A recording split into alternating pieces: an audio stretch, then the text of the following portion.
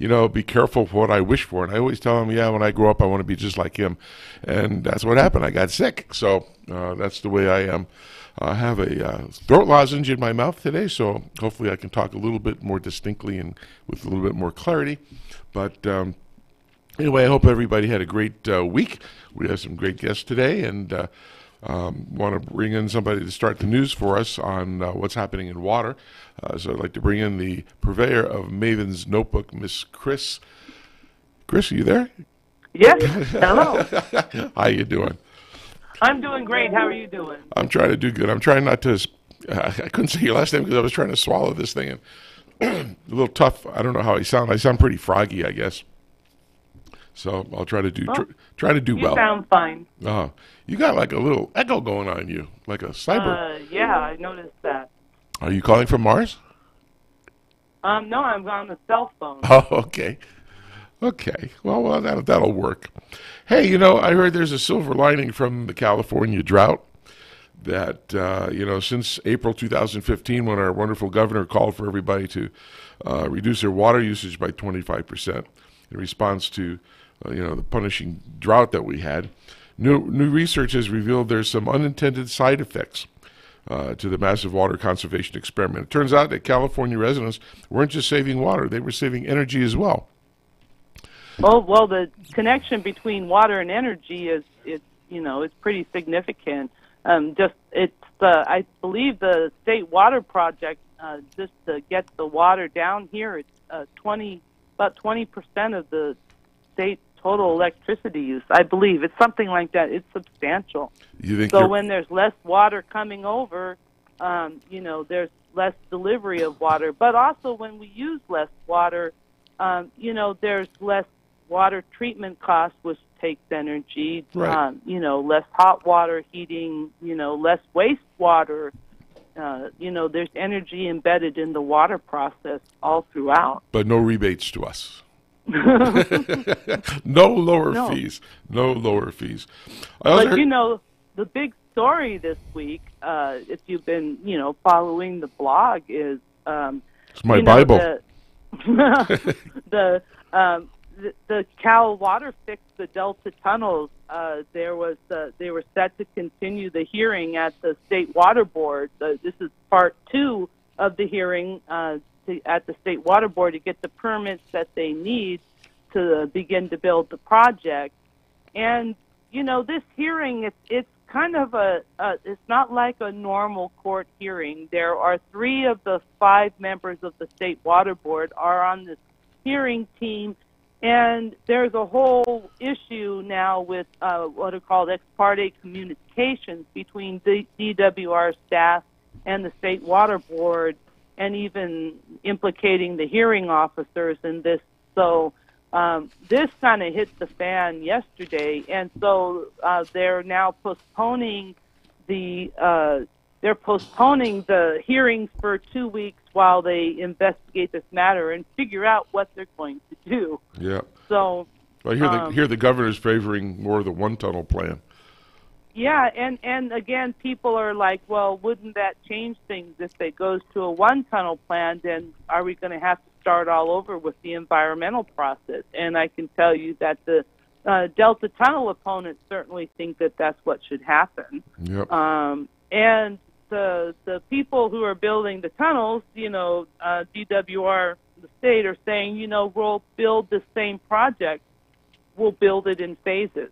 We'll build one tunnel, and we'll come back later and build the second one. Or maybe we'll never build the second one. But, we can use the same documentation because we're going to phase this out. Mm-hmm. Don't know if that's going to work in the long run. You can bet it will be litigated. Oh, everything's being litigated. I just found out that Oroville is suing the Department of Water Resources for sexual harassment, racism, and theft. I pity that nice lady that just took the job. Well, we've had a change in the leadership at DWR. Right. Grant Davis is now out, and they brought in Carla Namath. Now, that Grant had nothing to do with the Oroville dam crisis, but they're really trying to make, I think, a change in the culture right. at DWR. interesting to note the 4 top positions are now taken by women. So, Yes. That's a good thing. Absolutely. I think women do a good job. I believe my wife even tells me why women do a better job. And it's, and no, I make a joke of that, but in reality, I know lots of smart, brilliant women who can run businesses and do things better than guys. And I don't judge them. I don't look at somebody as a male or a female who can do the job as who knows how to do the job and how well can they do. That's the way it should be. Get results, right? Absolutely. You can get results. Results is the. I got my. Oh, I was going to say my twin frog is here. His voice is better this week than last week. Oh, I'm so much better. I can't tell you. So let me tell you what tomorrow's big story is going to be. At least this is what's going to be my top story tomorrow, unless something else comes up, which, of course, this is California water, so anything can happen. No, you're going to get the scoop. The Water Storage Investment Program, the Prop 1 funds for the new dams. Back in December, there are 11 storage projects competing for the $2.7 billion, and they're requesting $5.7 billion. So almost double requesting what's available. It's a very complicated formula set up by the legislature, written into the Prop 1 ballot that we all voted for. You can only pay for public benefits, which have to be ecosystem or recreation or emergency services. Water supply doesn't count. It has to have a benefit to the Delta. And so, of course, these 11 projects all calculated their benefits and how much then they could request from the Water Commission. And so the Water Commission was supposed to this month reveal the staff calculation of those benefits. And they did. Their meeting was today, and I was on the road, so I'm going to be posting from the San Jose Mercury News, but they said that hardly any of the projects, some projects had no benefits that qualified under the language in Prop 1, and the ones that did, their actual benefit calculations are low, so low that they're not going to get hardly any of this money.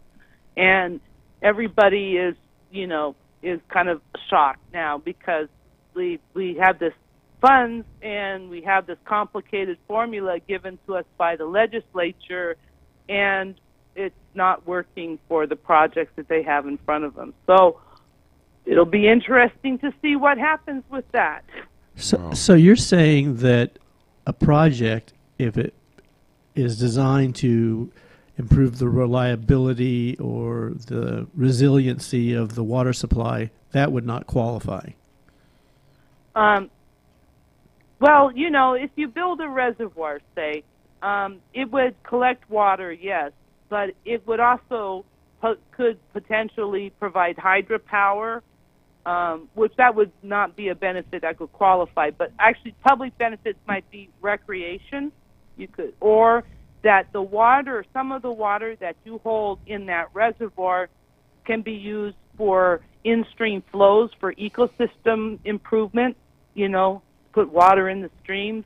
Those are the kinds of things that they were looking for, ecosystem benefits. And you had, the project needed to have a statewide benefit or some way benefit the whole system, and it had to have a benefit to the Delta. And in some of these projects, it was very complicated how they managed to say, how can a groundwater bank in the Antelope Valley provide a benefit to the Delta? Well, they kind of did it through a very complex, thing of transfers and sort of trade-offs and stuff, so that, someone who has water in Oroville would not take their water from Oroville if they would somehow, through a series of transfers, get water from somewhere else and leave that water in Oroville, which then that could be released for in-stream purposes, then would benefit the Delta. But you see, that kind of thing depends on so many other people to make it happen. That's way complicated. But that's It's very complicated. but who would have predicted that? You know, a year ago when these agencies started to prepare these proposals. I mean, it's not like this is the first proposal that they've written. They certainly had to read the legislation and the requirements, and you know, these folks are pretty successful in having submitted proposals successfully. So, wow, that really is kind of a surprise, isn't it? I got hint from the Water Commission in December that these scores were going to be probably be contested. They felt that all of these projects would contest these, you know, the scores that the staff was going to calculate, and they were supposed to present them this month, but apparently, you know, they were so low they haven't presented them yet. I guess that's going to be next month. It's going to be interesting to see how this works out, you know, because this is the language that was written into the ballot proposition. You know, it can't just be changed. I think would have to go in front of the voters to change it. I don't think the governor can, you know, subvert the will of the voters and change the proposition as the voters voted for it. Yeah. Well, didn't they do I mean, that? that's why people say take high-speed rail money and use that for dams. I've heard somebody suggest that. I was just going to say that. My mic just looked at me. You knew I was going to say that. Well, a lot of people in the Central Valley feel that way, but, you know, unfortunately, you know, for better for worse, the voters voted for high-speed rail. The governor cannot say, I've decided I'm not going to do that. I'm going to use that money for something else. The governor can't subvert the will of the voters like that.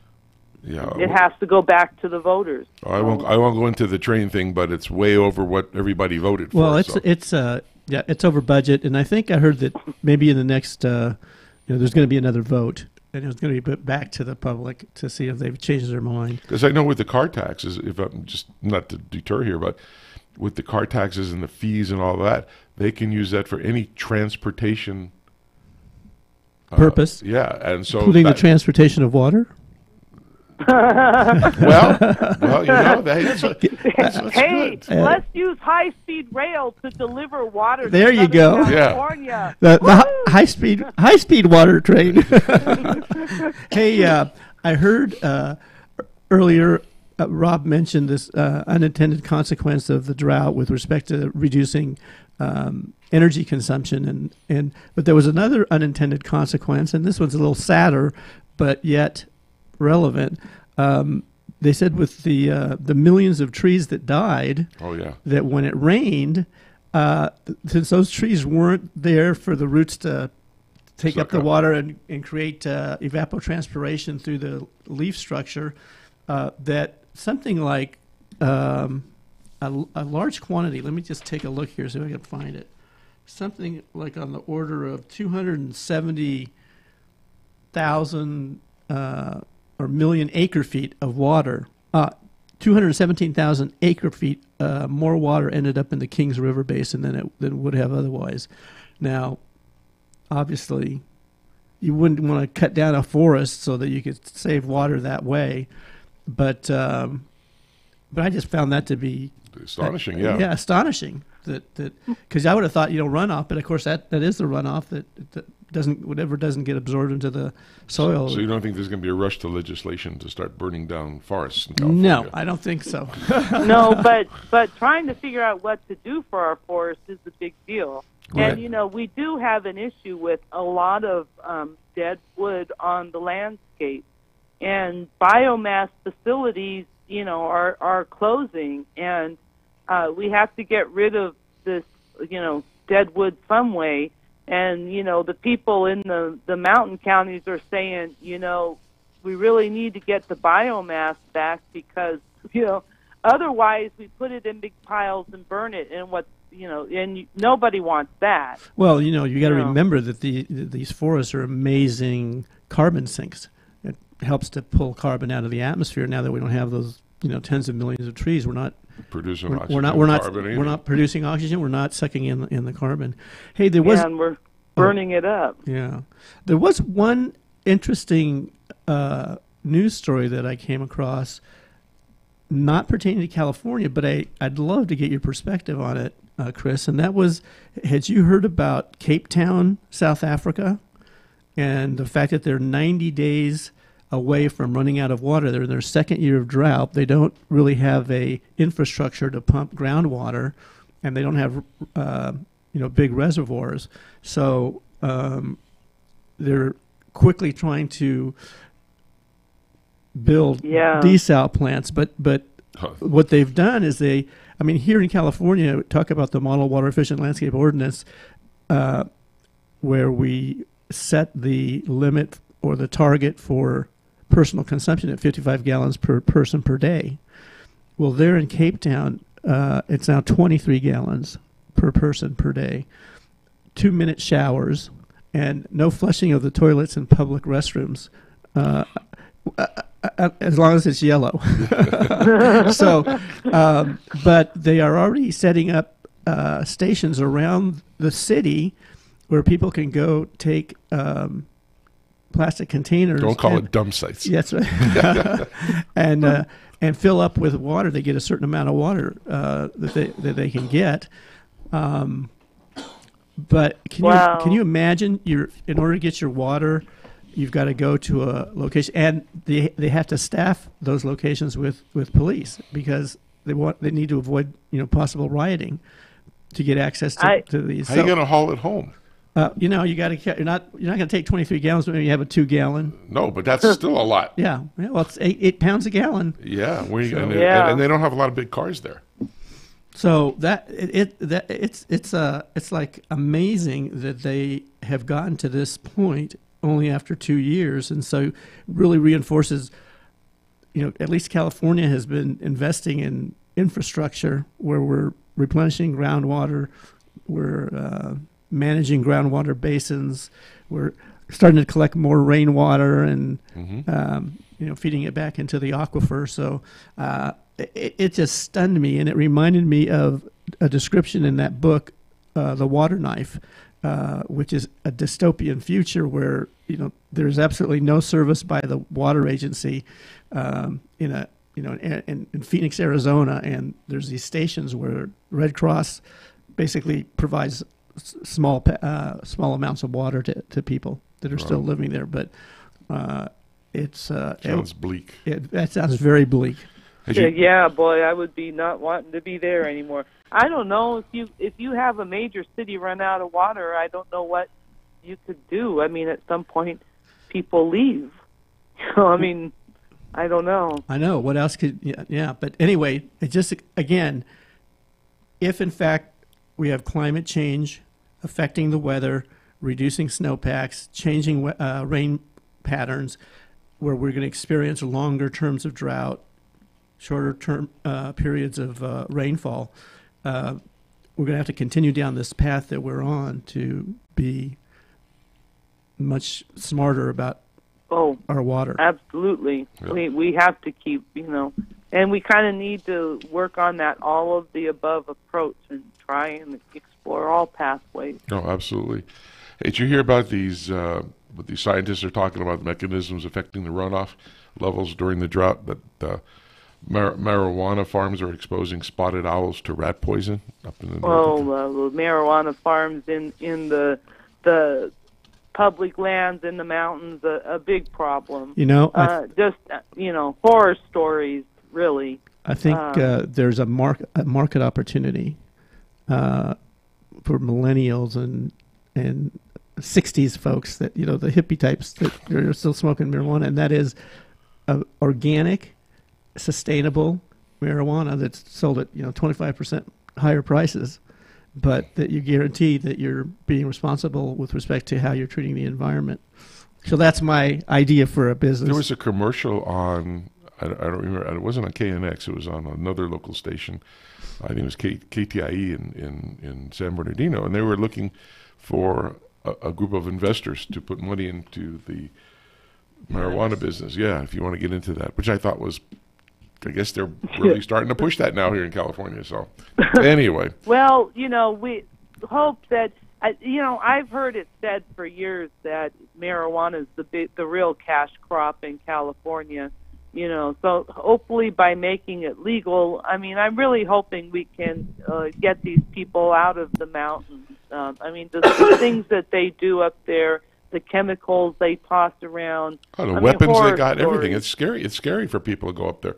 They said they had the same thing in Arizona, where there was one county park that people couldn't go into because the drug lords were protecting that area with guns and all kinds of weapons. Oh. Then they booby trap some of these grow sites, and you can just be out there hiking in the middle of nowhere and find yourself in some real danger, So I really hope, I think that's what we're all hoping for. And, there are those in the marijuana industry that are trying to do it, the right way, follow the rules. And so hopefully those are the ones that will be supported and, can't go on, because we really need to get this out of our forest. Well, it's going to be interesting since it's still a federal law against it, so we'll see. Yeah. Wait, Chris, we're going to let you go because we're coming up against our break, and I know we will talk to you in 2 weeks because we have our act show next week. I don't know if you got my email. That's right. Okay. Yeah, it came back, so I don't know if it went through the second time. But anyway, we have our executive director of the CII and the president of the CII going to be on the show next week. So okay, great. Should be pretty interesting. All right, well, thanks a lot, Chris. We're going to take a little break here. We'll be back with the Water Zone with Mike and Rob and alias Froggy here. And clear-throated Mike Barron. That's right. All right. Stick around. Thank you, Chris. See you later, guys. Thank you, Chris, very much.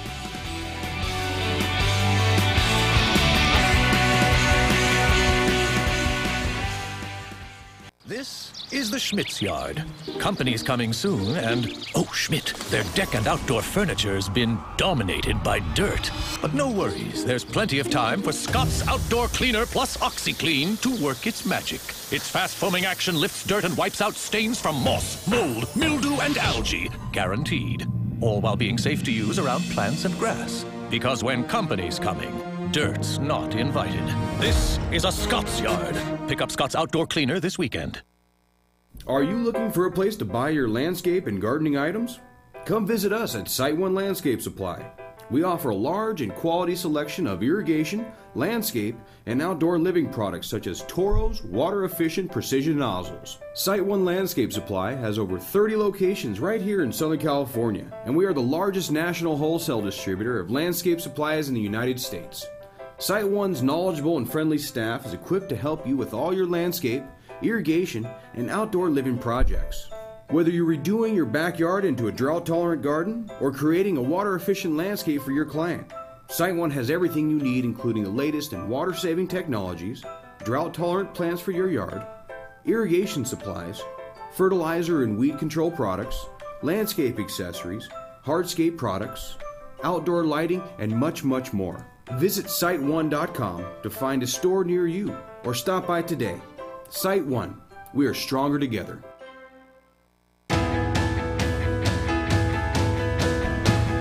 Hey, what? Go ahead.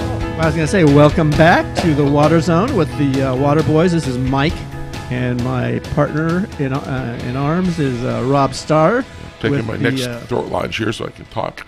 And we have our next guest, who I know is actually my brother-in-law, but he is a awesome landscape designer, has a lot of practical experience. And we're doing this for free. He's not paying us, and we asked him to be on the show just to make it clear so nobody thinks we're trying to hustle him. Hey, Greg, you there?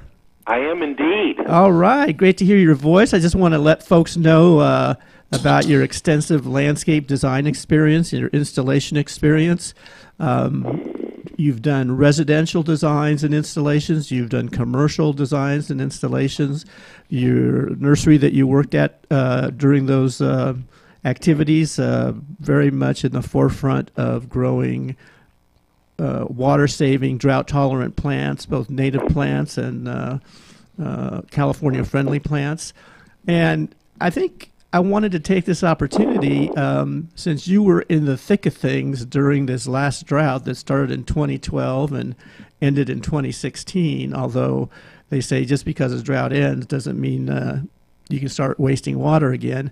But 2012, first year, probably didn't realize that, it didn't rain as much. Maybe there's some water, some beginnings of a drought, but nobody really did too much. And then 2013, another dry year. 2014, the governor of California actually said we need to have, a 20% voluntary reduction.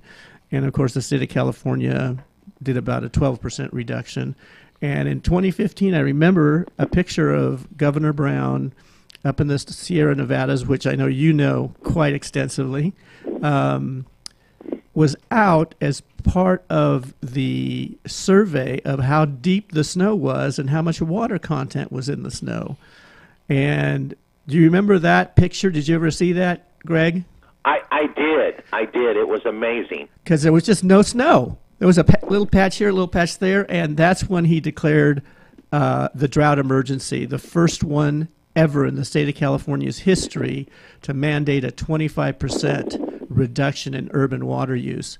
Well, the reason I mentioned the sequence through the years is because you were designing and installing landscapes, and I wanted to have you share with our listeners, did you start to see some changes in customer questions and their interest in landscapes changing sometime in that 2013, 2014 time frame before the drought really took hold and was very, very well communicated about the need to save water in 2015? Tell us about your experience with customers. Well, actually, I think most of the customers really were kind of oblivious as to what was really going on.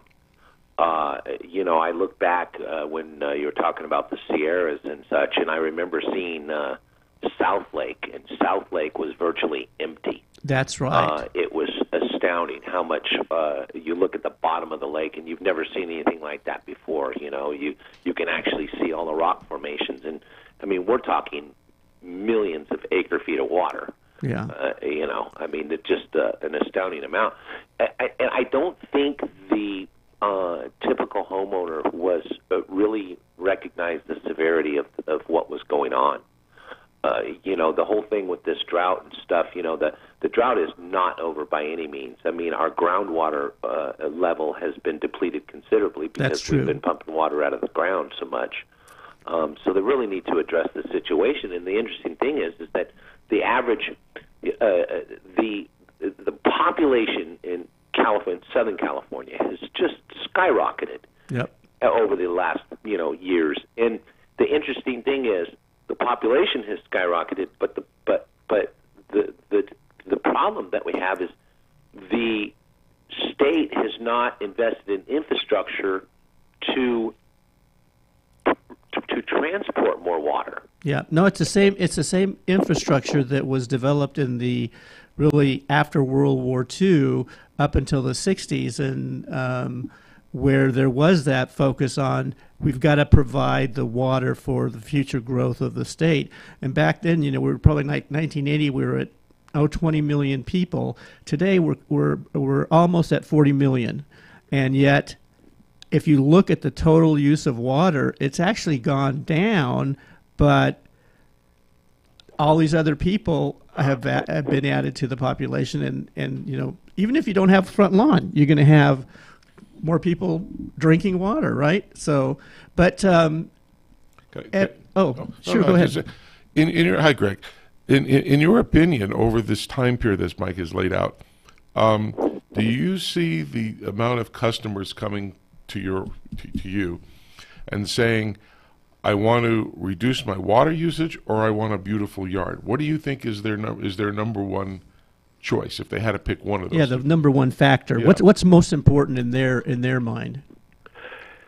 Well, I don't think they would come to us if they didn't want to reduce their water consumption. But at the same time, they want to come to us with wanting a beautiful yard. Well, the interesting thing is most of them had this beautiful yard with all this lush green grass and so on and so forth. But what would happen was that when the city started mandating, the water rationing and this sort of thing, pretty soon those beautiful fescue lawns started getting stressed. And people were now saying, well, I want a beautiful lawn, but I think the I think the wanting to reduce their water consumption became paramount. It became more of a precedent than it did the beautiful yard. I know with your work so much in Riverside County, there are agencies in Riverside County that use what we call budget-based tiered rates, where every homeowner is given a certain amount of water based on the number of people that live in their home and the square footage of their landscape. And so as they use water above that budget, their cost of water can go up 50%, 70%, 100%. And did you ever have customers, and I don't know if they did or not, but did they ever mention the cost of water as being a factor in their desire to change their landscape? I did notice that. Their tier rates were going up. And yes, they did want to address that thing. Interesting. And then as some of the municipalities started mandating us as designers to start doing the MAWA calculations and the maximum allowable water allowance and and the formula for crop coefficients and that sort of thing. We had to actually put that on all of our drawing packages that we were submitting. So you actually had to demonstrate that what you were designing from a plant selection standpoint, as well as the irrigation system that you designed, were in compliance or would meet that MAWA, that maximum allowable water allowance. Yeah, exactly. And with the WUCOL's calculations and all of that, it's you can go to the website and you can understand that. I think every homeowner it would be prudent for them to probably understand that to some degree, about evapotranspiration and those sort of things. And I think that's why the drip irrigation became so popular, here in the Inland Empire. Well, drip irrigation really, I think it increased, tenfold compared to what it was, let's say, 6 years ago.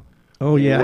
We virtually have no turf valves per se. I mean, in our landscapes, or spray heads, for that matter. Yeah. Right, everything is all drip. Well, my argument, or what I said, is that the drought in 2015, the drought did more to change the behavior of contractors and installers and designers, as well as homeowners, towards drip than all of the marketing expenditures, all the training classes that all the manufacturers done for the previous 10 years. I mean, we're always trying to convince people, oh, this drip is more efficient, but it was the drought that just was like a tidal wave of influence. Well, when you see home builders, for example, who they put in a brand new home, and they put, I'm not an expert in flora, so I'm going to use something simple like boxwood. I know what that is. So you go out and the builders put in a 1 gallon boxwood, and they put several in a row so it becomes a hedge down the road, and they put in spray heads. Well, that little 1 gallon plant over a couple of years is no longer a little 1 gallon plant. It's 3 feet, 4 feet, 5 feet high, and when they put the spray head in and it pops up, it hits the boxwood and then back sprays onto the sidewalks. So I never understood why designers 5, 6, 8 years ago couldn't see that happen. The plants grow. So now you have interference with those plants, and it hits the bush and comes back. So you would have thought the designers would have said, hey, I think, I don't know, Greg, do you have a thought on that question that my good friend here, Rob Starr? I do, actually. Yeah. And when you look back at it with the boxwood thing or whatever type of shrub you're using, whether it be Pittosporum, wheeleri, or Buxus japonica, whatever the case may be, a lot of the stuff that we did was production units, production housing, track housing. Right. And the last thing the builder was going to do is spend more money than they had to. So what they would do is put one shrub valve in, and they would put a row of heads in there, put spray heads in, and then, lay down 1,500 square feet of turf in the front yard and call it a day. And they had the production slope in the backyard, and they used overhead irrigation on all of that. and the water was, wasn't even an efficient way to water anything for that matter, except for alfalfa. But the bottom line is that the builder didn't want to spend the money on anything that was innovative in regards to drip or anything, because there wasn't a demand for water conservation like there is now. Yeah. So nowadays, I don't think there's a landscape architect in the world that would not think twice about using drip. Well, I think now the builders are moving not only towards water conservation and water efficiency, they're looking at energy efficiency and everything else, because now the big sell is, at least in my belief, and I'm on the board of the Building Industry Association, is that, hey, we're going to, your home is your biggest nut you have to pay every single month, right? I mean, for me it is, you pay your mortgage. In general, yeah. So people... there used to be a thing in Yorba Linda. I always joke about it, but my wife always reminds me, it's called Yorba Linda Poor. This was 15, 20 years ago. Everybody wanted to live out in Yorba Linda because it was the new place to live, right? And they had nothing in their house, no windows. Yeah, you'd see sheets as curtains. And I just see now that the builders are now being smarter in how they market their product, saying, look, we have water-efficient fixtures for their sinks, for your toilets, for your showers. We have solar panels. We have water-smart products such as weather-based controllers and blah, blah, blah. I mean, I think that's a whole new mechanism for selling homes, showing that, hey, we're going to reduce your monthly expenditures by helping you save money on your house that you're spending your life savings on. Well, Greg, I heard you mention a couple of different plant materials, and how did you gain your horticultural knowledge? Was it on-the-job training? Is that something that interested you early on in your career? How did you become so knowledgeable about that plant material? Well, I guess years of practice. That's one thing. The owner of Paradise, Steve Fessler and Christian Fessler, were obviously growing a lot of plant material, and it evolved basically. We had extensive knowledge about Raphiolepis and Pittosporums and Buxus japonica and that sort of thing. But as this drought started to be more prevalent in the demand for drought-tolerant plant material became more apparent, then we started gaining more knowledge about agave attenuata or agave desmentiana. I mean, so it kind of evolved. The knowledge kind of evolved. It's just you learn that the square wheel doesn't work as good as the round wheel. Yeah. So you learn more about the round wheel. Well, I remember very clearly seeing one of your residential designs with a plant that was just so impressive from a color standpoint, and then the green of the, I don't know if they were fronds or they were leaves or what, but it was that Mexican bird of paradise. Yeah, very colorful. And when I saw that, that was one of your plants that you'd like to recommend to folks, and it really just was the opposite of what I would typically in the past have thought a drought-tolerant plant looks like. Drought-tolerant usually kind of dull green, like cactus, brown, But tell us a little bit about the kind of color selection that's available with drought-tolerant plant material when you know what you're looking for. Well, I think a lot of people aren't aware that, some of your agave species and your aloes in particular, some of them have the most vibrant blossoms. They only bloom once a year, and there's only usually one big spike that comes out of them. But sometimes they can be absolutely stunning to look at. So I guess you can say the beauty is in the eye of the beholder. It depends on how you look at something. There's a lot of things that you can get color in your garden by using foliage color. You can always use,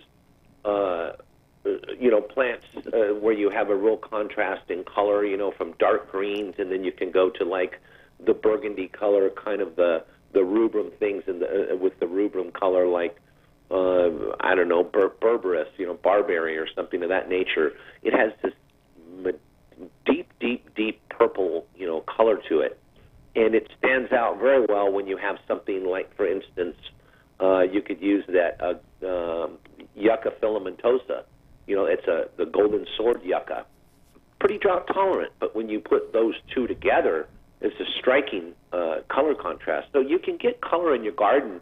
You don't have to plant a petunia or a pansy. Yep. No, good point. In your design approach, Yeah. in your design approach, do you what do you believe is important to California friendly or a natural type plant for California? Watering above or below? Overheads? That was exactly the question I was going to ask. question. So this issue has to do with kind of is there a Rule of thumb? I don't know. rule of thumb or a better way, drip, from underneath, or bubblers, drip bubblers from underneath, or is it better from a rotating stream nozzle that would wet the entire plant? Kind of the idea, and this came from a guy named Greg Rubin. He's a designer and installer out of I think the Escondido area, so he doesn't do work too much in the Riverside County. But he said to me one time, he says, Mike, how do you water these native plants or these drought tolerant plants in nature? How does nature do it? Well, it's overhead irrigation. Yeah. So then he said that's what he liked to do. But I know that many use drip. So I wondered if you had some experience, or you could share a little your insight as to the approach to take. Either what factors should we consider when we're deciding whether we're going to use that rotating stream or stream rotor type irrigation versus drip? Well, I'll tell you something. He's 100% correct in that. The California natives always seem to grow better with overhead spray irrigation. For some reason, they don't like the drip because when you think about it, they survive on the rainfall. A lot of these, especially like ceanothus and things, but people like to use the ceanothus a lot because the California lilac, because it's so colorful, it has this vibrant blue color to it. It does a lot better on overhead on spray. But this is we're in a catch-22 situation. A lot of people are wanting this drought-tolerant California native garden, and then they want to put drip to it, and the drip, it can make those plants a little temperamental. So, I'm a huge fan of California natives, but I try not to use too much of them in my landscape. Interesting. Because more times than not, they die. But you can still get a drought-tolerant landscape, but without, flooding your entire yard with California natives. Gotcha. And setting it all up on drip, and then the next thing you know, you're wondering, why, all of your Salvia clevelandi are dying. Well, it's because they don't particularly like drip irrigation, Yeah. And then another thing is don't use a whole lot of compost and soil mixes in your native planting. That's because true. You think about it, the natives have a tendency to grow in some pretty harsh conditions. So we try to cut the amount of compost or planter mix, the soil amendments and soil conditioners. We really try to use a minimal amount when planting natives. There's something, I'm trying to remember the word, mitochondrial or maybe myco something. It's a fungus that attaches to the root system of, for example, a native plant. And it's not mitochondria, not. No, that's a human health. Yeah, that's the human. Yeah, but it's I'll have to look it up. But with native plants, you're right. That's also consistent with you just said was consistent with what Greg Rubin had said was, don't use any type of fertilizer. You want to put the native plant in the soil.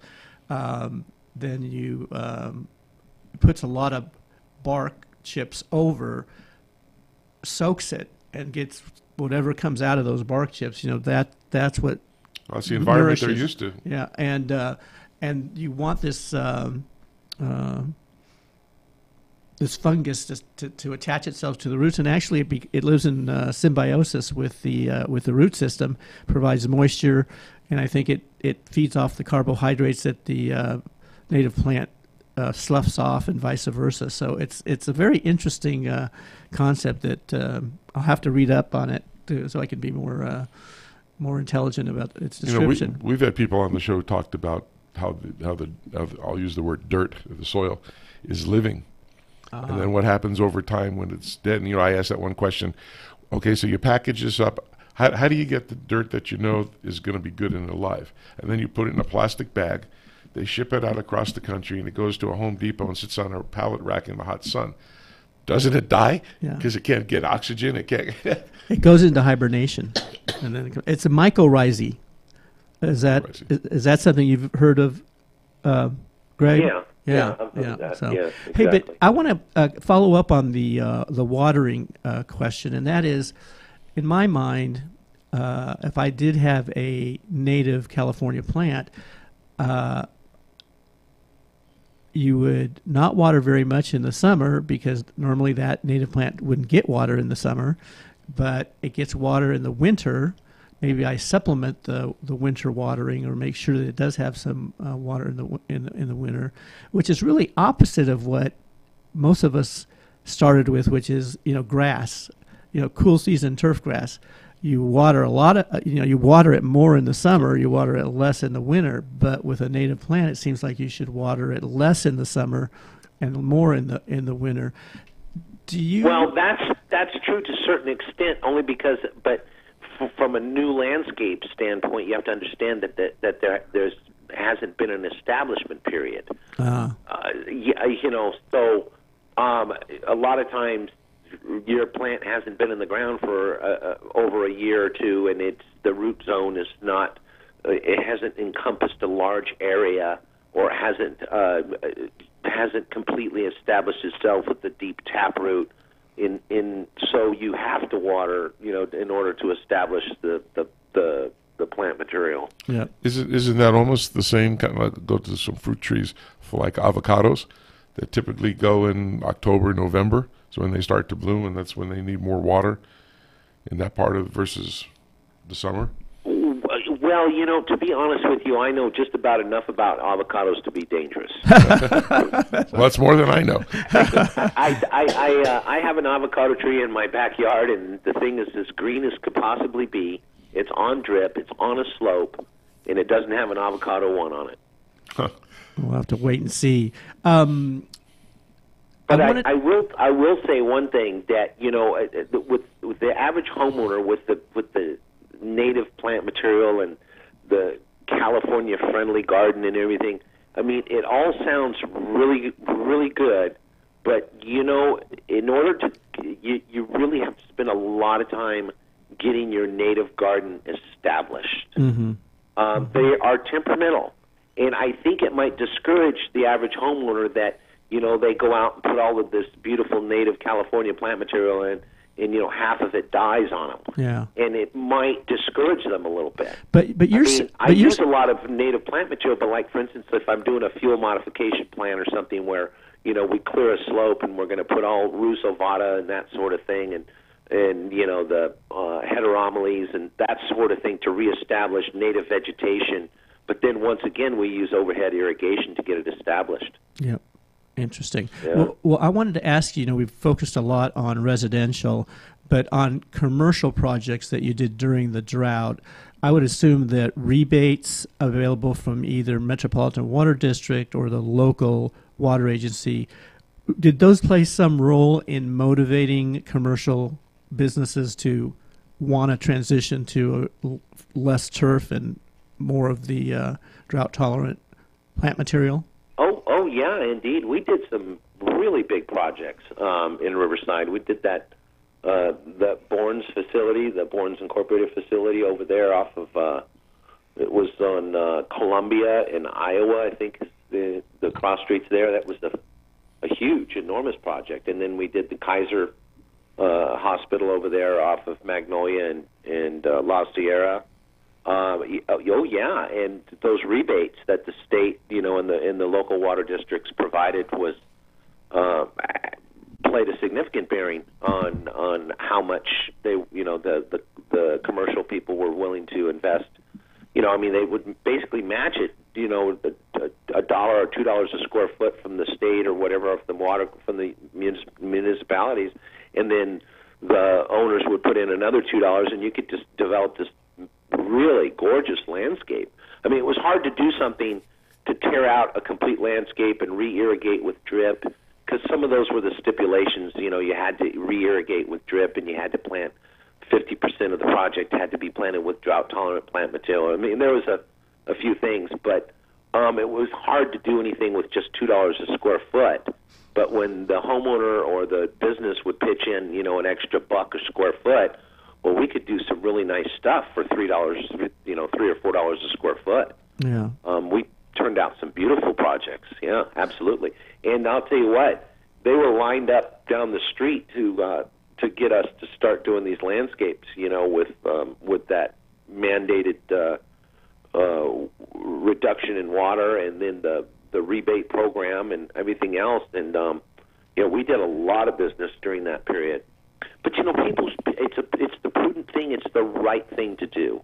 Well, I think the days of having a 7,000 square foot cool season grass front yard is long gone.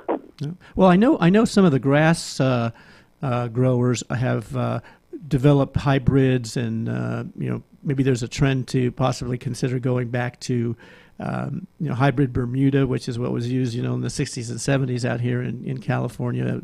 Warm season turfgrass that reduces water consumption versus cool season by maybe 30%. I like a little grass in my landscape. It's just the green kind that you mow. So I think it cools things down. It's very aesthetically pleasing. But I think in terms of that combination effect, when you get those right plants that you talked about, a good color, you really can have a winning combination and a landscape that saves water, looks aesthetically pleasing all season long, all year long, and does contribute to reducing the water footprint. How do our listeners find you? I'm sorry? How do our listeners find you? If I need you, I just asked Mike, but how do our listeners find you? If a listener wanted to say, hey, I've been wanting to do a new landscape design, are you available to the public? Actually, I am. Yeah, absolutely. But real quick, with the turf grass, Mike, what you were talking about, and you like turf grass in your yard, we just have a new home, my wife and I, and we put in Bermuda. We put in 419, and we have about almost 4 acres here.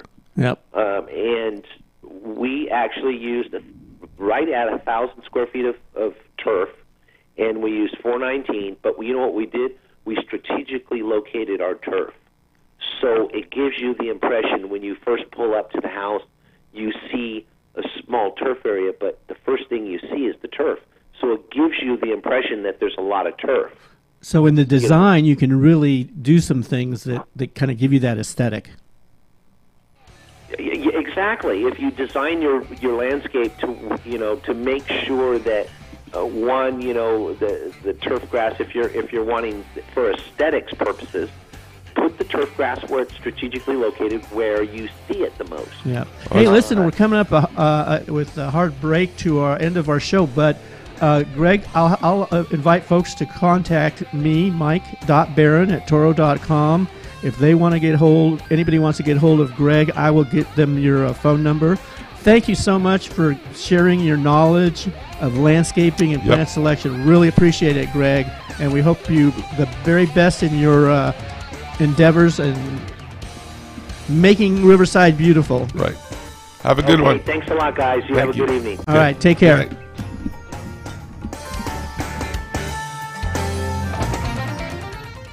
KCAA Loma Linda, 1050 AM, 106.5 FM, and now 102.3 FM.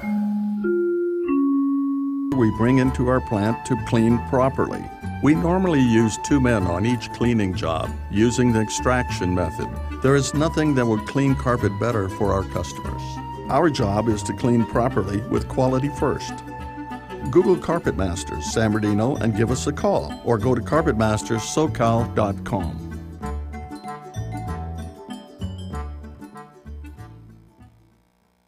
Nothing says love more than chocolate. So don't forget, Valentine's Day is Wednesday, February 14th. What better gift than Donna's truffles that are made individually with love and care. Valentine's Day is a special day for everyone, especially when we have a romantic partner whom we're trying to impress. Give it a little thought. When it comes to Valentine's Day candies, nothing is more impressive than an elegant box of artisan handmade truffles of Donna's Truffles. These chocolate gourmet treats will melt their hearts the moment the flavor explodes in their mouth as they bite into that first piece. We can mix and match all your loved one's favorite flavors to give it that personal touch. Don't forget to surprise your family members and all the friends you love as well. With Donna's Truffles, they'll all feel special that you remembered them with an elegant gift and know that they are loved by you. Ask Alexa for Donna's Truffles. Google Donna's Truffles at donnastruffles.com. For more info, it's 951-682-2091. That's 951-682-2091.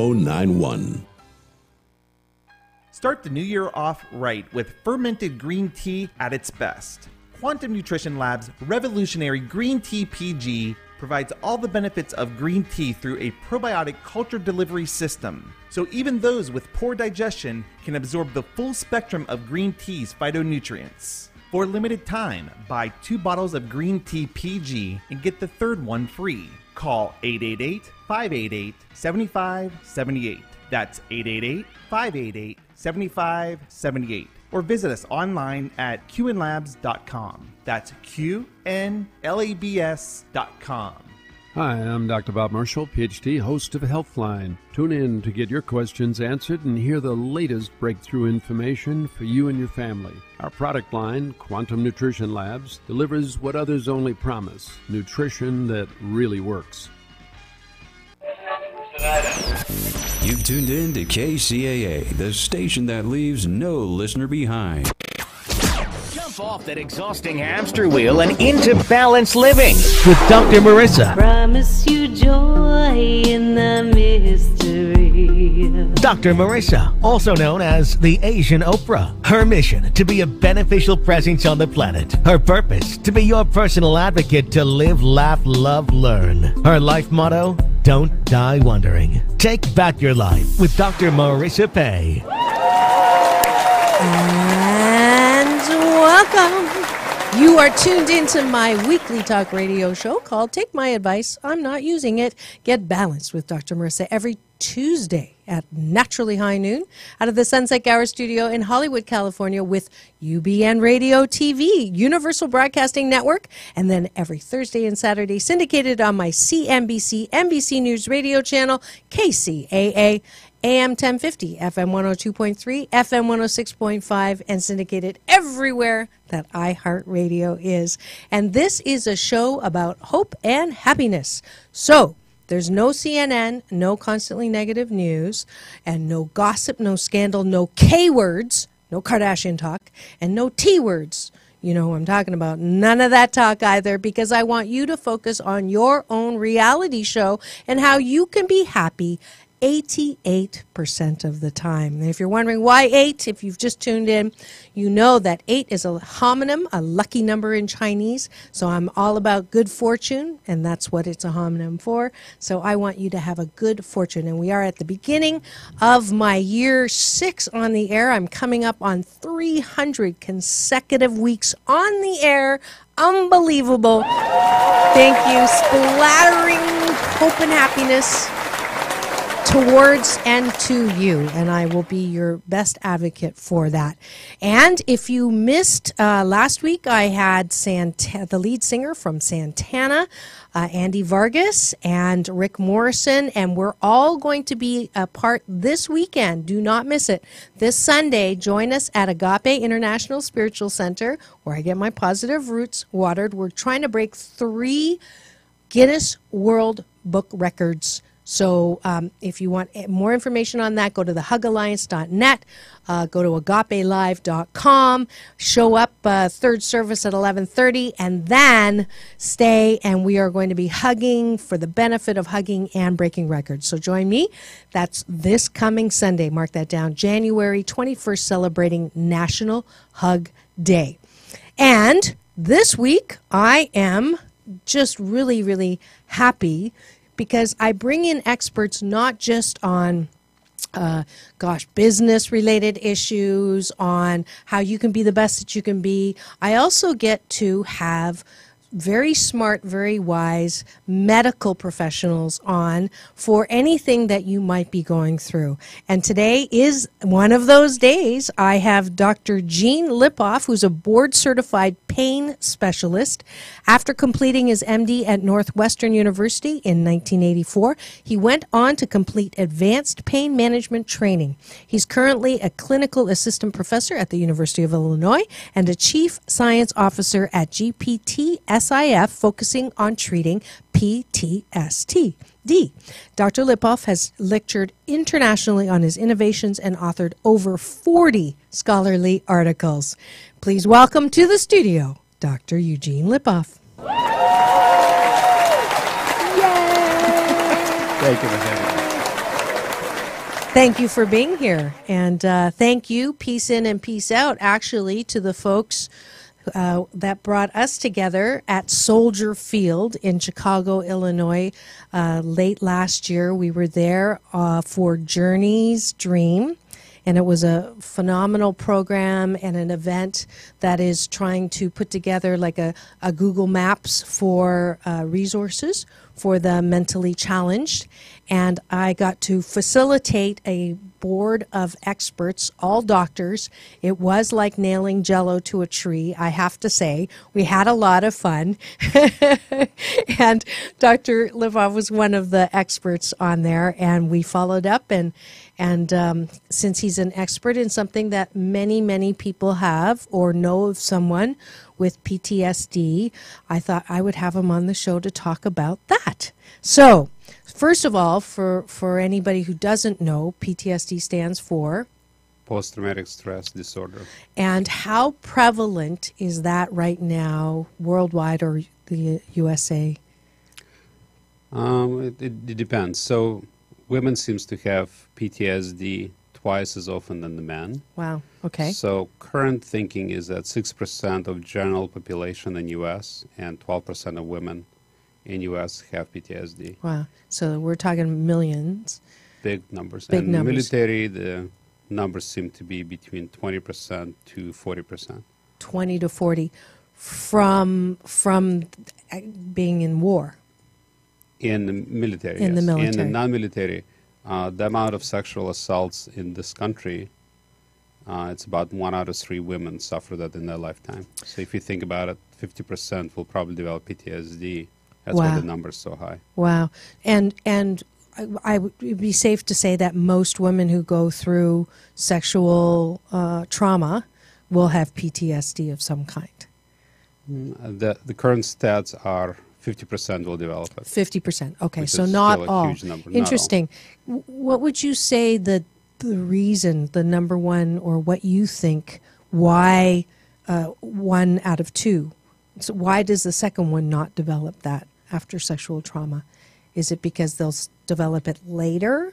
Like you would think logically, if you went through sexual trauma, you would have post-traumatic stress disorder. Right. So, well, let me give you a broad answer to that. Okay. So, there is something called MST, military sexual trauma. Okay. Primarily female military personnel. If women get MST, then their chance of developing PTSD is about 90%. 90%. Okay. So that's really high. Okay. And the thought there is it happens because there is no place of safety. So if you're battling with the enemy, but you're being attacked by your own troops, so there is no place for safety. Got it. So maybe because the women who go through sexual trauma at home maybe have a support system. Right. It depends. It depends on basically a couple of things predict PTSD. One, how do you deal with it afterwards? Are you safe? Are you still being challenged with the same abuser? Things like that. Okay. If something happens but you continue to work with them, your chance of PTSD is much higher. Got it. Repeated exposure. Correct. And 2, it depends on the childhood. If you take 2 equal people, 2 twins, right, the same genetics, and then one of them has great childhood and has one trauma, another one has bad childhood, abusive, things like that, has the same trauma. The one that had a bad childhood, the chance of developing PTSD is factors of magnitude more. Wow, So that it makes depends on sense. childhood as well. That does make sense. So it's almost like if you've had a bad childhood, right, to work towards healing that part is truly an effective way of dealing with it. Well, I think it's even more involved than that. Okay. In fact, I wrote a paper last year that was published in Molecular Neurosciences, Light Journal. And basically what I was able to do is track what happens in epigenetics or what happens to DNA during bad childhood. So your DNA actually gets changed. Really? Right. Wow. And we can talk about details of that. But what's interesting about it, and this was based on other people's works, not just my concept. Right. But what's interesting about it, if you have the same trauma and you had bad childhood, I think person needs to be more cognizant to get treatment earlier than later. Right. And part of a way to avoid problems is with PTSD is meditation and yoga, which is something you know something about. Quite Yes, sure. yes, really interesting. Yeah. That's really good to know. I can use that in my commercials for teaching meditation. It's true. But Do you know that meditation is the only thing that's been shown to grow brain tissue back? Nothing else does. there you go. And I didn't pay him for that. So sign up for my meditation classes. Go to my meetup. Science is science. Yeah, interesting. And so you've been a doctor for a little bit. I bet. Yes, a little bit. And you use oil of Olay. You don't like I use oil of Olay. So we're ageless. But Absolutely. being that said, you just came off of the set of Doctors. Correct. And it was how many times have you been on Doctors now? I think it's 16th appearance. 16 appearances. So they kind of like them. And you just did a show on. Yeah, there was a lady we treated that she was a military nurse, and then a man tortured her with gasoline, and she got PTSD from that. So what did they ask you? Well, after she was on a show, then she was introduced to me by that, and then I treated her. And the reason she was there is because this was seeing the effect of the treatment. Oh, and how was the treatment? She did great. She did great. She's doing amazing. Great. So let's get to that. So traditional therapies for PTSD, besides meditation, are therapy, right? Right. And some people, there's drugs that pharmaceuticals. Right. Okay. And did you used to prescribe that? And No. You never did. Okay. No, I'm a pain physician. I'm not a psychiatrist, so I don't do that work. Okay. So your job is to treat pain. And how did you come up with, because you have this new or relatively new treatment called I'm not good with SGB, stellate ganglion block. There you go. That's why I don't remember it. And how did you even come up with that? And kind of take me back. You're in your office one day. Minding my own business. Minding your own business. And in comes the door. No, so what happens there is I had a patient that had severe hot flashes. And I sent to my brother, who's an internal medicine doctor, Okay. to treat hot flashes because I don't take care of hot flashes. Yeah. And he couldn't help her. And he said, well, hot flashes and burning hand, called CRPS, complex regional pain syndrome, is the same thing. So treatment of the burning hand is stellate ganglion block. He said, why don't you try that for hot flashes? Okay.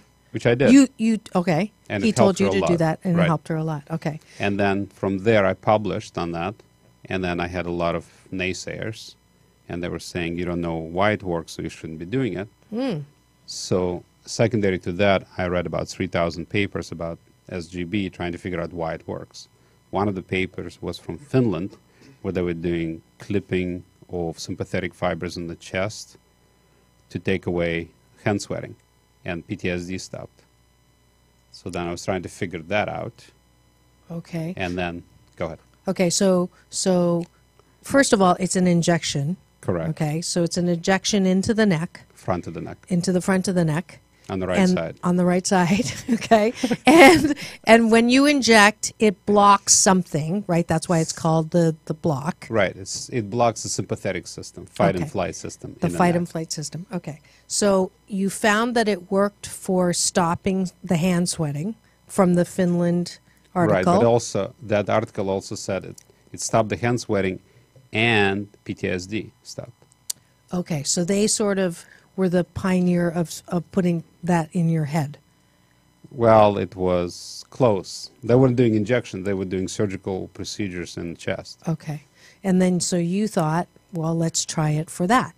Right, because the fibers, neurological fibers, Mhm. eventually go in the neck, and I could catch them in the neck. Okay. And so you started trying Right. on your kids? No. No. On people? Typically, no. No, the first person we treated, which we published on actually, was robbed at gunpoint, and they hit him in the head. It was very ugly, and he was on his way to psychiatric ward 2 months after the incident. Okay. And then my brother, that was also my brother's patient. Say thank you to your brother. Thank you, my brother. Yeah. Yeah. Anyway, so they sent me this. He sent me this patient. I injected him, and he didn't have to be admitted to the hospital. Wow. It just immediate? Yeah, it works in about 30 minutes. Okay, so tell me what the before and after is. So before he comes in and says, I can't get that out of my head, I can't get the memory of being hit in the head and beaten and robbed. And so my guess is, because I actually had someone run up behind me when I was running the John Robert Powers in Beverly Hills when I first moved here to California, and they came up behind me and jumped on me. You know, they pulled off my jewelry, and he had a knife. And so luckily, across the street, this woman had her Doberman, was walking in Beverly Hills, let go of the dog because the dog was going crazy. And so he left. And for, I would say, 3 or 4 months, I couldn't fall asleep because I kept having that memory. And then even now, when someone's running up fast behind me, my palms, just talking about it, my palms get tingly. So do I have post-traumatic stress disorder? You have parts of it, yeah. Okay. Great. Yeah, you're just sweating. Did you bring any injections? No. I have a license for California, so I could potentially. But go ahead. No, honestly, I'd forgotten about it until we just started talking about this in your guy. So, but if you're listening and you're wondering who I'm talking to today and why I'm telling stories about being jumped, you are tuned into Take My Advice, I'm Not Using It, Get Balanced with Dr. Marissa. And today's guest is Dr. Eugene Lipoff, and he is a board-certified doctor, and he's a specialist in post-traumatic stress disorder. And we're talking about this new cure, I would say, or remedy that you inject in your neck, and it takes away the fight and flight syndrome, which most or all PTSD sufferers have, correct?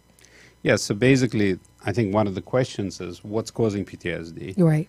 And what can you do about it? Uh-huh. So the symptoms you were describing is hypervigilance. You're looking around, looking for threat, can't sleep, right? Those are very common. Okay. And then you have physiological effect, hand sweating, you just talked about, and heart racing, and you can't focus. Okay. Those are the signs. Well, I could explain some of my focus. Right. So what happens during PTSD, let me just talk you through that. Yes, You'll please. see how it all works. Because Okay. one of the questions people commonly ask me, and took me years to figure it out, is why does it work? Because it sounds magical. Injection in the neck doing something to the brain. I mean, why would that happen? So what happens is when somebody is stressed, had a severe incident of some sort or another, something called NGF, nerve growth factor, is produced in the brain. that travels from the brain into the ganglion or connection of sympathetic nerves in the neck. Mhm. Once it hits that area, it produces new nerve growth. That's called sprouting. And that's as long the as they hypervigilance, right, right? the sprouting of the sympathetic nerves now promotes norepinephrine release. It's like being adrenaline, so you're always on. Ah. So as long as the NGF is there, it maintains sympathetic sprouting. Okay. So it turns out when you put local anesthetic on the ganglia, it takes away the NGF, sprouting goes away, and that's called pruning. Okay. Norepinephrine. It does sound like a tree. It does. It is like a tree. Neuroscientists like I guess like they want to be trees? gardeners. I Okay. don't know. And then, but the point is, that's why a local anesthetic that lasts 8 hours can last for years. The first military guy we treated 8 years ago had 2 injections 8 years ago. Still doing great. Great. Great. So long lasting because you're cauterizing the wound in a way, right? You're stopping where the growth I'm is. turning it off. You're turning it off. We're not cauterizing. This is Okay. just local anesthetic. Right. Sorry. Wrong. Because we do cautery of nerves, but that's not being done here. Okay. So you're turning off the system that got Revved up. and you don't want it revved up because No. everything is out of balance. Homeostasis is off. Correct. Well, Okay. it's interesting also, we've treated a lot of special ops people, Mhm. and they actually, one of the big concerns is that, am I going to be a sissy afterwards? Oh, good. Put the moose on the table. Why don't we? Good question, right? Yeah, very good question. And it turns out I what wish it I'd does, asked that. It makes them even better at their jobs because they're focused. Focused. They're not Yeah. scattered. Yeah. They're All over the focused. place. Interesting. So, if someone is listening and they're interested in finding out how they can get this kind of treatment, how do they find you? So there are 2 easy ways to do it. One is look up www.healinghero.org. www.healing, like the healer, healinghero.com and Tony's No, gonna- .org. .org. It is also a non-for-profit. Yep. So we treat a lot of military, and we're always seeking funding for that. So anybody out there in your audience would like to Uh-huh. help us, that'd be great. Yeah, because if you want to help veterans, I think this is definitely, I hear more and more people coming back. I think as high as 80% of returning veterans have PTSD. Is Probably that 40? I'm not 40? sure. Okay. I don't know The where I number heard seems the to 80. be flexible. Okay. We also would like to help abused women Mm. because there is many more abused women by a factor of 10 probably with PTSD than the military. Right. So we'd like to help as much as we can. Right. The other way to find us is 844-SGB-PTSD. Easy number. Okay. 8, lucky number. 44, 4 plus 4 is 8. Right? So that's why we're connected. 844-SGB, which is the Stellar ganglion block. Hmm. And then PTSD. PTSD. Oh, it's not that difficult. Okay. I agree. Dot. No, that's the phone number. That's the phone There's no number. dot. Oh, that's even easier. Okay. Is it an 800 number or just a 844? 844? Oh, 844. Yeah. Okay. Lucky so number. it is a lucky number. It is definitely a lucky number. And as the good doctor just said, I'm all about if you have time on your hands, if you have money, it's not the end of the year anymore, but certainly this is a worthwhile place to invest your time and money because it is helping and shining light in areas of darkness. And the one darkness that is definitely something we'd actually talked offline about this and about me sort of being the one of the spokespeople is MST, which is military sexual trauma. And, we can do more than just go, oh, that's terrible when we watch the news on it, because they do every once in a while do segments on that.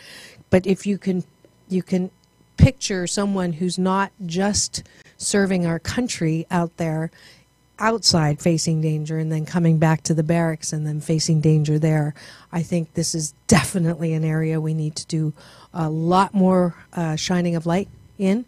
So MST, military sexual trauma, if you are at all interested in that area and getting involved in, we're looking for all levels of both donors and expertise, or any names who want to get involved. There's a lot of people involved in cancer, Alzheimer's. I think this is just as important of an area to get involved with. I agree. The other thing is, if people can or do not want to give us funds, we can definitely use air miles, because 90% of people we treat through a non-for-profit is from out of state. That's an excellent idea. So people who don't have the funds to actually find and get to the clinic, you don't turn people away. You try to find a way to get them to you. We do try. Yeah, that would be awesome. So air miles, great idea. So I hope you feel good for what you're doing, because I think it's pretty awesome what you're doing. Seeing people improve in people's lives is an unbelievable gift to a physician. Yeah. Especially with something you came up with. Absolutely. So with that, I know I'm going to give you the, and I don't give it to all my guests, but I'm going to award you with Dr. Marissa's Beneficial Presence on the Planet Award. Thank you. You're welcome. We'll do a little applause on that.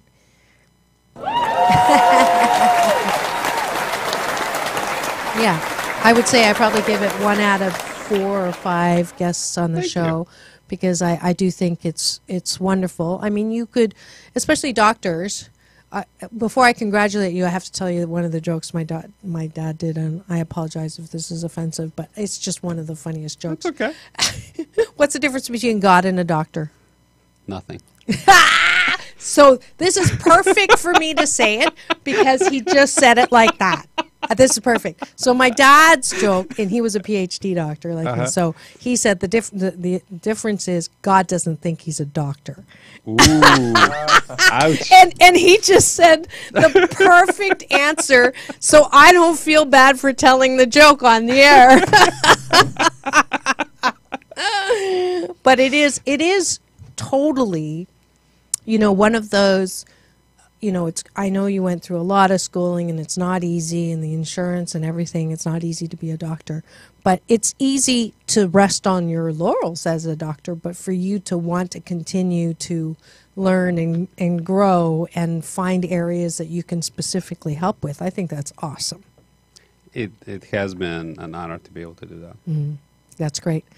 And what would your, now, when we were at that, your son actually came up on stage and started talking.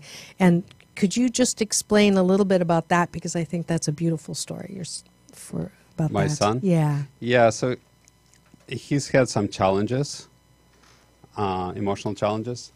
And so he asked me and said, would this blog help me? Because he had he didn't have trauma, but he had kind of signs of being hypervigilant and have difficulty sleeping. And then we did the procedure for him. So that's going to be actually, we'll have it on our website.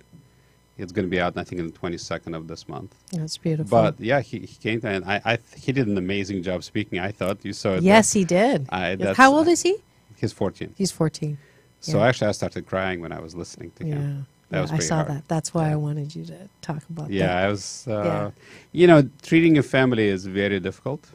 But I would say, in my particular space here, I'm the most qualified. So that's why I did it. What would you say the best thing about being a doctor is, and the worst thing about being a doctor is? Well, the best is when you can actually help people improve their lives or change their lives. And like, for example, there are a couple of scenarios. One is PTSD, as we talked about. People taking tons of medications. The soldier we treated 8 years prior, he tried to kill his wife 3 times. He was going to be either in jail. She could have been dead. He was totally immobilized on drugs he was taking, pharmaceuticals. After the block, I still get Christmas cards from them.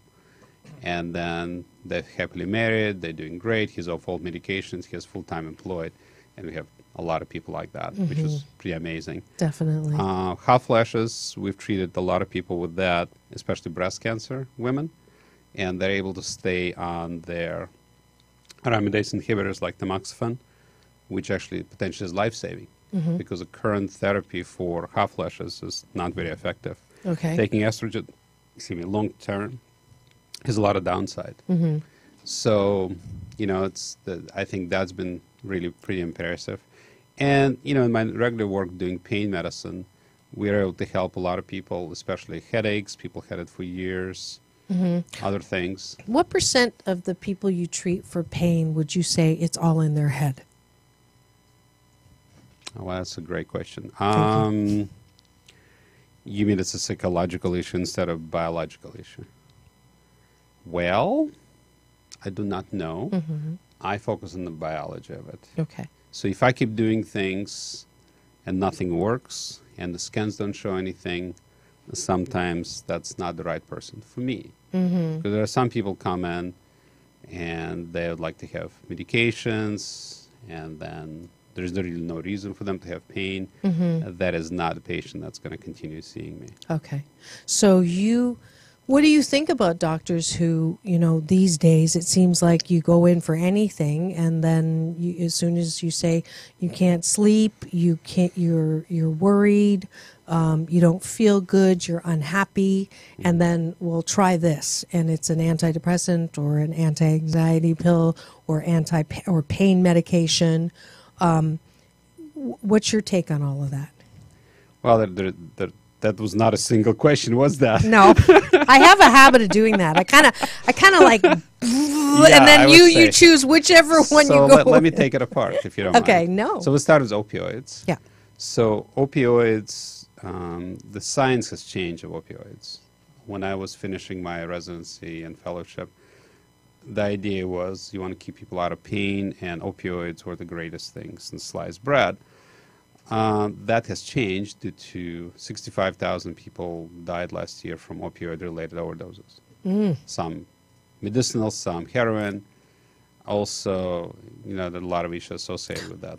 Also, high dose of opioids has now starting to show that high doses can produce opioid hyperalgesia, meaning the more pain medication you take, the more pain you actually have. Wow. Okay. So we've been working very hard to reduce pain medications on most people. And we pretty much don't start anybody on new pain medication. Maybe very, very occasionally, very brief periods. Long-term medications slowly are going away. Okay, good. So I think that's I happening. approve of that. And then due to federal oversight and things like that, a lot of pain physicians and primary care physicians no longer write pain medications. The problem is, yes, you are potentially helping. Right. But what we're seeing is a lot of people who have genuine pain, we can't help them anymore. Why? Because nobody runs pain medications. I mean, somebody had 7 spine surgeries and they have severe pain, and they want to get their decent pain control, they need a 100-unit equivalent of morphine. Oh, and then CDC says you should only have 50. Okay. And that becomes a challenge. Yeah, absolutely. And I think it's going to be more so. Wow. I want to come back and talk a lot more about pain medication and pain. For those of you who have just tuned in, we are about to take a break to thank the sponsors that make this show possible. We'll be back in 2 and 2 with Dr. Eugene Lipoff. Remember, it's all about balance. Peace in and peace out. Are you tired of being tired? Are you ready for more balance in your life?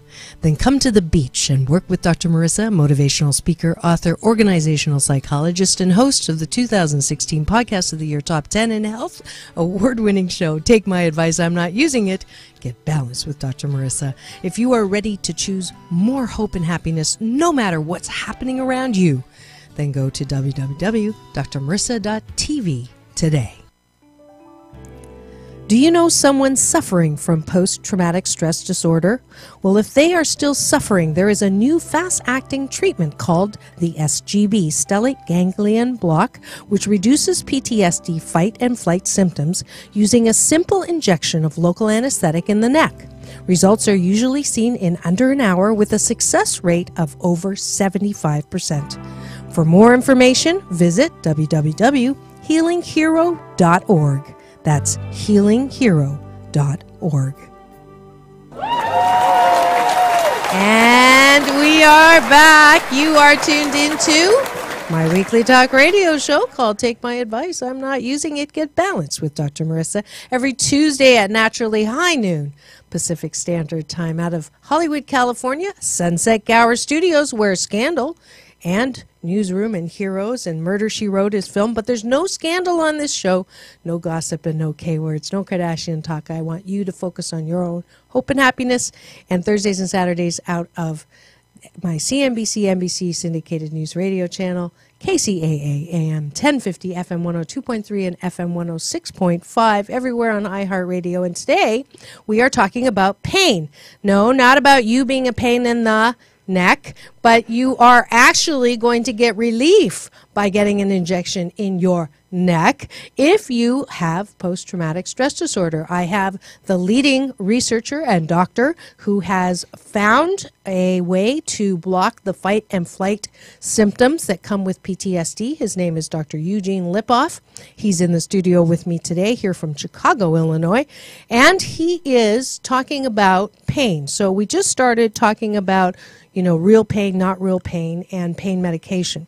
So the people who are continuously hooked on opioids now, and now our 43rd president actually has now a official war on opioids. What would you say for anyone who's listening who is currently in pain, knowing that their pain medication does not work? What should they do? Well, in an ideal world, you can get your pain treated.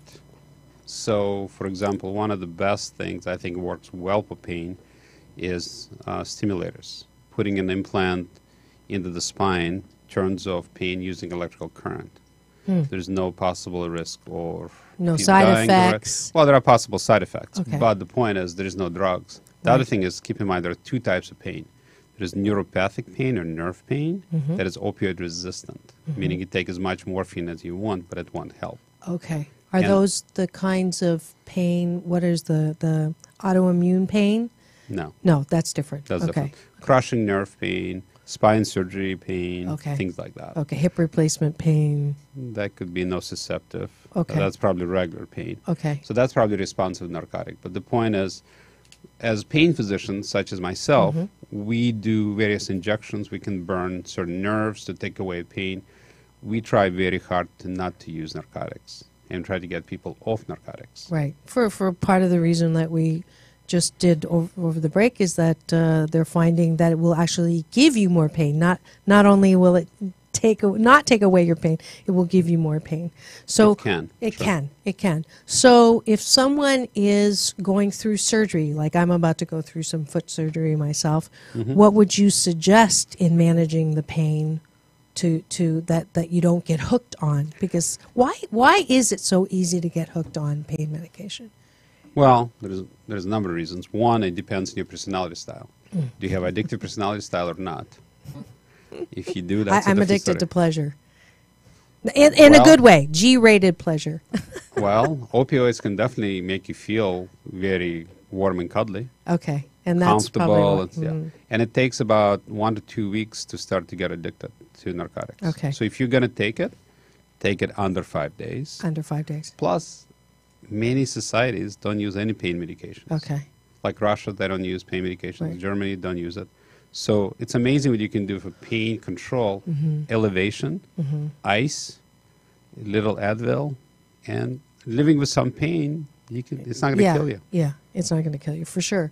I actually had 2 stitches, like just from the biopsy, and I was very proud of myself. I did exactly what you did, and I didn't even have to take Tylenol. I just kept saying, this is going to pass. Yeah. And it's... Well, keep in mind what the body does. When the body does, when that happens, is it produces endorphins. Endorphins is natural narcotics, right? But they're not as addictive. And you can make your own. You don't have to pay anybody to do it. Right. You don't have to ingest it. Right. It's internally created. Right. But the problem is if you take narcotics, it suppresses your endorphins. So now you can't make your own. Wow. After how long for that? I'm not sure. I don't know the data on that, but that's definitely there. And also, if you're on a long-term narcotic and now you get cut off for whatever the reason, that is a gateway to heroin. Because heroin is also a narcotic. Okay. Okay. Now, that's why it's, we're working very hard, try to reduce it and change it. Right. You're in that field. Right. We're trying to get off of that. Right. We're trying to really help people with that. How much of pain is, I asked you already about in the head, but how much of pain is self-induced? Like, or how much of pain can you manage on your own? Like, when people come to you in pain, what do you tell them first off to try before you do anything more? Like, well, it depends on the pain. So let's say somebody comes in and they were lifting a couch and now they have severe sciatica going down the leg. Good example. Right. So we go, okay, the first thing we should do is try to take care of the pain with an injection. You put steroids in the spine and it reduces the irritation of the nerve and the pain stops. That's it. Okay. You don't do anything else. Okay. And what's the biggest myth around pain? What's the biggest, you wish that, I did this question in Chicago. What do you wish that the public knew about pain? Or well, I think a lot of times when people are not screaming or grimacing, they can still be in pain. So chronic pain and acute pain is two different things. Somebody who's been there a long time, people are used to it, but then it becomes gray, right? Somebody comes in and they look fine, they move fine, and yet they think we need to give them a lot of narcotics. That becomes a problem. But when somebody is not complaining of pain, but you could see they're moving badly, and that's what becomes a gray area. Is it possible to become addicted to being in pain? Kind of like the hypochondriac. You're asking a psychiatric question. Oh, okay. Sorry. I assume so. I mean, there are people who are masochistic, so people cause their own pain. Yeah. But there's all type of pain. Yeah. Right? There's emotional pain. Some people like to go through the severe pain, and then you're producing endorphins, so you're actually getting high. So if you go crazy, you can say somebody who's a marathon runner who really puts the body in a lot of harm, love it, because they get a lot of positive feelings out of it. But you can also say it's accomplishment. I don't know. I'm not a psychiatrist. Right. I just, I understand the biological aspect better. Yeah. So what would you say your biggest success that you can think of when someone came in for pain? Oh, for pain? Yeah. Someone who had been to... Yeah, I remember a 85-year-old woman who couldn't straighten up, and she was sitting there crying, and both of her daughters were holding her hands, and she had a number of surgeries, and it was extremely sad. She took one Norco, and she was like asleep for 2 days, and they said, you have to help us, doctor. So I put an implant in, and she came back, and she had no pain. That's great. That was pretty cool. Yeah. Did she give you a hug? Yes. And both daughters. Oh, that's great. That's great. What haven't you been able to help? That is. No, there's plenty of people I cannot help. Somebody had multiple surgeries, and one of the where we get into problem is the coverage, the insurance coverage is getting worse and worse, and there are certain people. I can do a lot of different things, but it's getting to the point where a lot of times I can't do half of my skills. Cannot use half my skills due to the insurance coverage. Yeah. Because they're saying it's not proven enough, it's this, it's that. Yet they have no problem doing multiple surgeries and giving tons of narcotics. So that makes no sense. Right. So that's this is the shift that we're trying to go through now. Yours is not even considered a homeopathic kind of approach. It's not, this is still, more traditional. It's allopathic. Right. But still, the insurance company, is this ever going to end? Like, these days it's like you don't even know whether to get it, or you have to get it, or you don't have to get it. And is it Obamacare or Trump no care, or, what is it? I think it's going to get resolved after I leave medicine. After you leave it? Okay, it's not going to happen before. I don't think that's going to happen. Okay. Is there anything that people can do to try to affect a change in this? I think it's more of a political arena question than. I think hopefully, there are some initiatives where people will focus on results instead of what their committees of experts talk about. And Okay. if you look at the committees of experts, a lot of them have their own particular agenda or their particular perspective. Okay. Okay. So if someone's listening and you think you have PTSD, or you know you have it, or you know someone who has it, you know to go to healinghero.org. And if someone knows that they've tried a number of things and they want to consult with you, do they do it that way as well? Or they call that number, the 844 They can do that. SGS 844 SGB. SGB. Say it with me. PTSD. 844 SGB PTSD. Or they can go to advancedpainclinics.org. And there's a thing there that they It's a can website. fill out, Right. and then they would get a call back and go through like a questionnaire or something like that with you. Right, and we'll figure out what needs to be done. Or Great. yeah, So there is a lot of things we can do. We've had people come from Canada to be treated, and other countries, but it's a challenge. Yeah. It's hard. But It's hard to be in there pain. is a solution, and that's the good thing. That's what I'm all about, is staying in the solution. And is there anything else that we haven't covered that you wanted to cover before I ask you the last question? I think key point is, like, my email is hopeforptsis@gmail.com. Oh, that's easy. Yeah. So Okay. the point is hope, as the same thing you're talking about. Yeah. So I think one thing I would love to have people think about when they have PTSD or hot flashes, there is actually hope in the horizon. We can help you, or hopefully soon will be more available for multiple reasons. But hope is coming. Don't die. Right. basically. 'Cause Don't there's give so up. many, so many Don't people die from give- PTSD. Do they? Yeah. Well, the suicide rate for military personnel is about 20 per day right now. What? Yeah, that's a huge number. And that's unacceptable. That should not be. 20 a day? 20 per day. That's about the number right now. In Oh. fact, President Trump just had an executive order that, I think 2 days ago, I got a notice from AMA that we need to have a more aggressive psychological treatments, more effective psychological treatments Yeah. to prevent that. Other thing, if I may throw in, Yes, there was please. an article written by Dr. Crystal from Yale, and he reviewed all the current therapeutics, and he found they're all useless. Oh, no. SGB was not part of that analysis. Okay, But we're okay. talking about pharmaceuticals primarily. Right. Psychological, some of them are effective, but all pharmaceuticals are useless pretty much. That was his Wow. finding. Wow. And he's head of psychiatry at Yale, so he knows something When did that about it. come out? The last one came out 6 months ago. And yet, why are pharmaceutical companies still in the game, and why are doctors still prescribing so easily?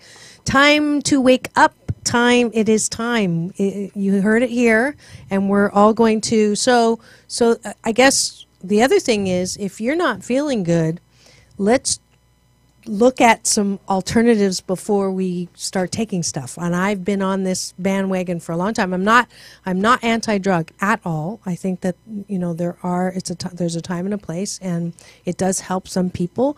But the fact is that it doesn't help more than it helps. The oversubscribe, because the book that's coming out that I'm writing right now, the perfect audience is all the people who are taking antidepressants still are anxious and depressed, right, and have side effects on top of it.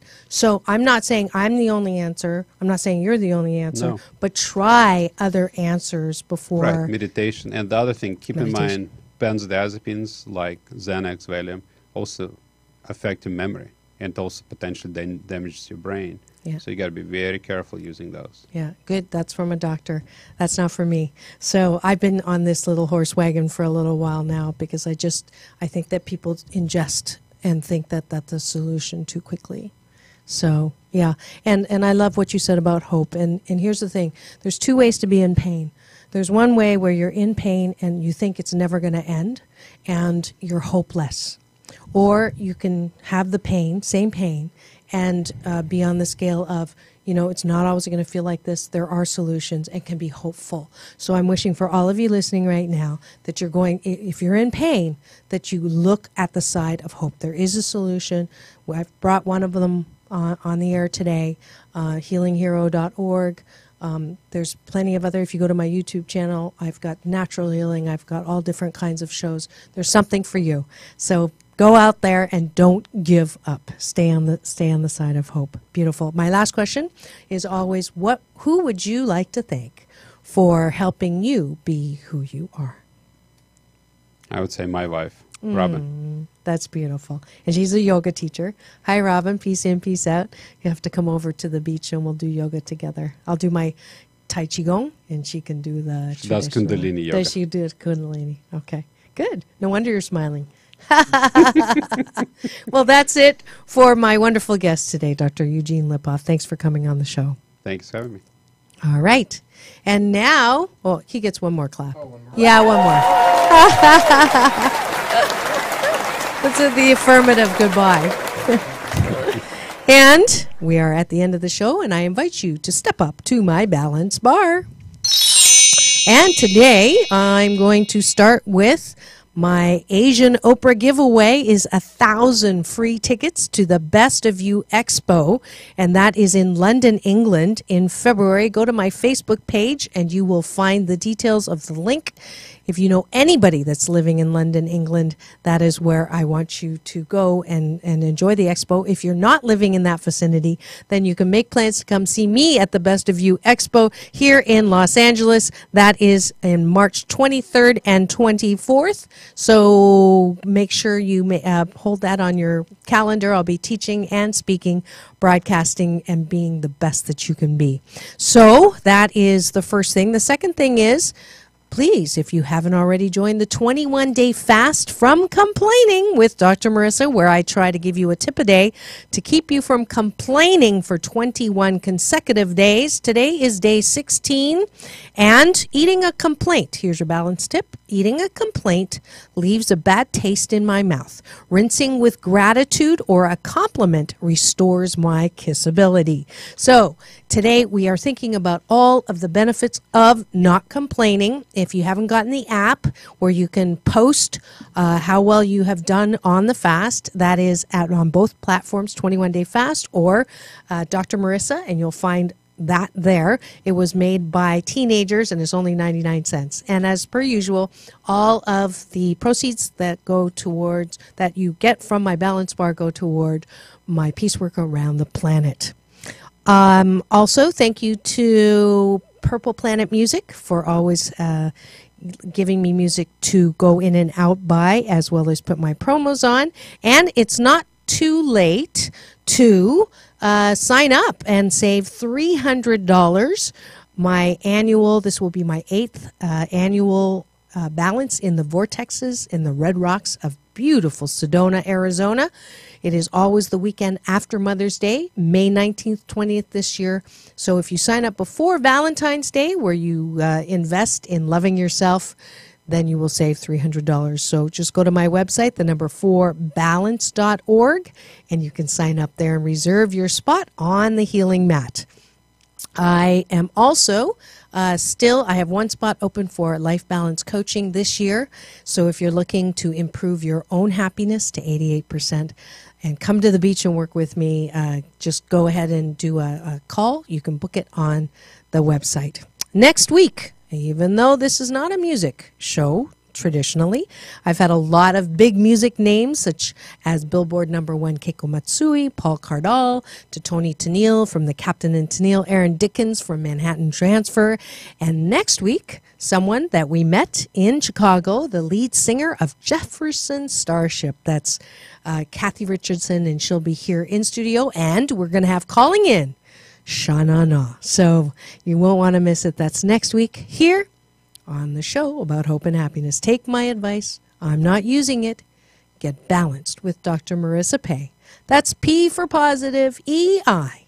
And remember, it's all about balance. Peace in and peace out.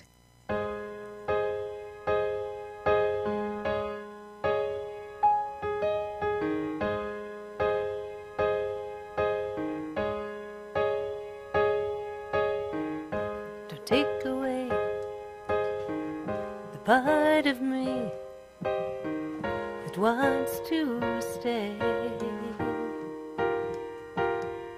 It's all I. Nothing says love more than chocolate. So don't forget Valentine's Day is Wednesday.